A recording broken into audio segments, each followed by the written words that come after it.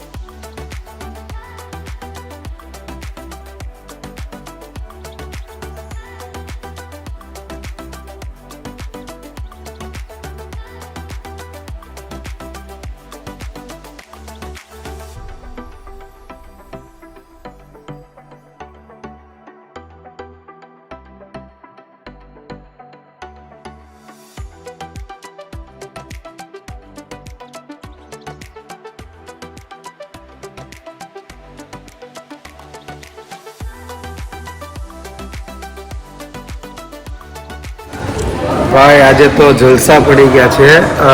આફ્રિકાની અંદર આજનો દિવસ ખૂબ સુંદર દિવસ રહ્યો છે, કારણ કે સવારથી એન્જોય જ કરીએ છીએ. આજે સવારમાં ગયા હતા આપણે ગ્લાસની બોટ જોવા માટે. એ બોટની નીચે ગ્લાસની અંદરથી માછલી જોવા તો મળે, પણ જે રીતે તમે ડિસ્કવરીમાં તમે જોવો છો કે સમુદ્રની અંદર સ્કુબા ડ્રાઇવિંગ કરીને લોકો માછલીની આજુબાજુ ફરતા હોય છે, એ જ રીતે અહીંયા પણ એ જ વસ્તુનો અનુભવ આજે અમે કરી છે. બહારની દુનિયા તો આપણે રોજ જોઈએ છીએ, પણ આજે સમુદ્રની અંદરની દુનિયા જોઈને ખૂબ જ અદ્ભુત આજનો એક અવિસ્મરણીય એક પ્રસંગ કહેવાય જેને દિવસ. ખૂબ આનંદ કર્યો છે. આવીને ખૂબ ભૂખ લાગી હતી. સૌથી પહેલાં દેશી ખમણ અને ઢોકળા ખાધા, શાક, રોટલી, પાપડ, છાશ. ખૂબ આનંદ કર્યો છે. આજે દેશી ખાણું ખાધું છે. હવે શાંતિથી આરામથી સૂઈ જવાનું છે. જ્યારે પણ આફ્રિકા આવો, મોમ્બાસાની અંદર કેન્યાની અંદર મોમ્બાસાની પાસે આ બીચ છે. આ બીચની અંદર ગ્લાસ બોટ જોવાનો દ્રશ્ય જોવાનો લાવો અચૂક લેજો. જય શ્રી કૃષ્ણ.